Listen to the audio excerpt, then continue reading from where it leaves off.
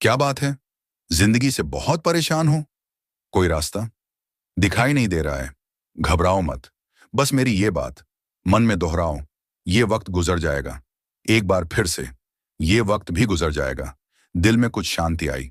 मित्रों, जिंदगी में सुख दुख, यश अपयश, लाभ हानि, जय पराजय आते रहते हैं। इसमें लाभ हानि, जय पराजय, सुख दुख और उतार चढ़ाव हमारे साथी हैं। इन सभी अनुभवों के बिना जीवन अधूरा और बेजान सा लगता है। सबसे पहले हमें यह समझना होगा कि लाभ हानि और जय पराजय जीवन के प्राकृतिक अंग हैं।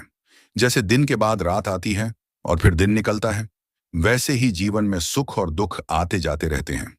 अगर हम केवल लाभ या विजय की आशा करेंगे और हानि या पराजय से डरेंगे, तो हम कभी जीवन की पूरी गहराई का अनुभव नहीं कर पाएंगे। सोचिए, अगर किसान केवल फसल की बम्पर पैदावार की उम्मीद करें और सूखे या बाढ़ से डरते रहें, तो क्या वे खेती करना छोड़ देंगे?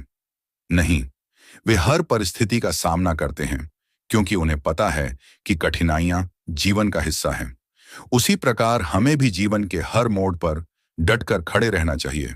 जब जीवन में लाभ हो, तो उसे ईश्वर का आशीर्वाद मानकर विनम्रता से स्वीकार करें, और जब हानि हो, तो उसे एक सीख के रूप में देखें। हानि या पराजय से घबराना हमें कमजोर बनाता है, जबकि उसे स्वीकार करना हमें मजबूत बनाता है। तभी है जब हम हर परिस्थिति को सकारात्मक दृष्टिकोण से देखें। लाभ हो या हानि, जय हो या पराजय, हमें अपनी यात्रा को जारी रखना चाहिए। हमेशा याद रखें कि यह हमारे अनुभव हैं जो हमें बेहतर इंसान बनाते हैं। तो परेशानियों से घबराएं नहीं, जीवन की हर परिस्थिति को अपनाएं। यह जीवन आपका है, इसे पूरी ऊर्जा और विश्वास के साथ जिएं। हमारा जीवन एक नदी की तरह है, जिसमें कभी शांत पानी बहता है और कभी भयंकर लहरें उठती हैं।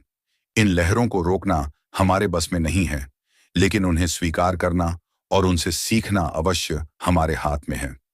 जीवन में लाभ और जय का समय हमें आनंद देता है, तो वहीं हानि और पराजय हमें मजबूत बनाते हैं।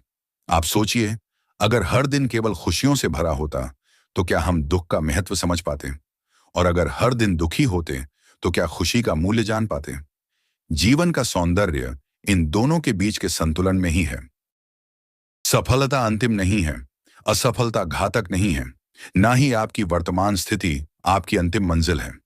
जब एक दरवाजा बंद होता है, तो दूसरा खुलता है, लेकिन हम अक्सर बंद दरवाजे को इतने लंबे समय तक देखते रहते हैं कि खुला हुआ दरवाजा देख ही नहीं पाते। अपना भविष्य जानने का सबसे अच्छा तरीका है उसे खुद बनाना।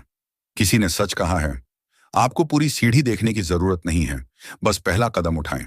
सबसे अंधेरी रात भी खत्म होती है और सूरज फिर से उगता है। ईर्ष्या एक ऐसी आग है जो सबसे पहले हमारे भीतर जलती है। यह हमें दूसरों की सफलता या प्रगति से परेशान करती है।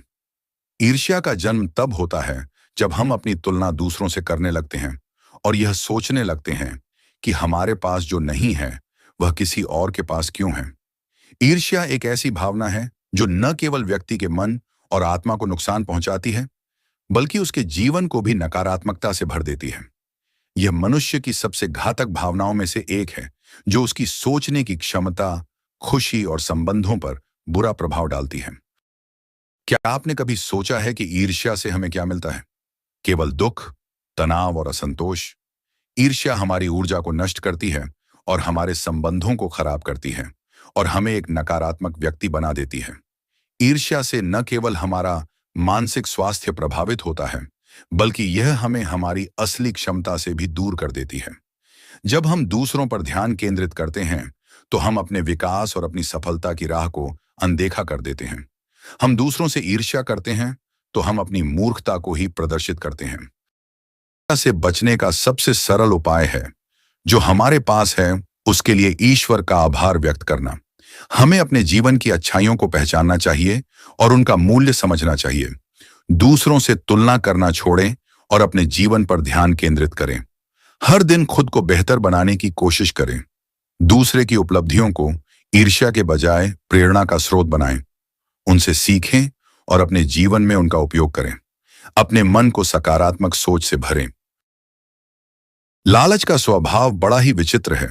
यह तब पैदा होता है जब हम अपनी इच्छाओं को अपनी आवश्यकताओं से अधिक महत्व देने लगते हैं। लालची व्यक्ति को कभी भी संतोष नहीं होता।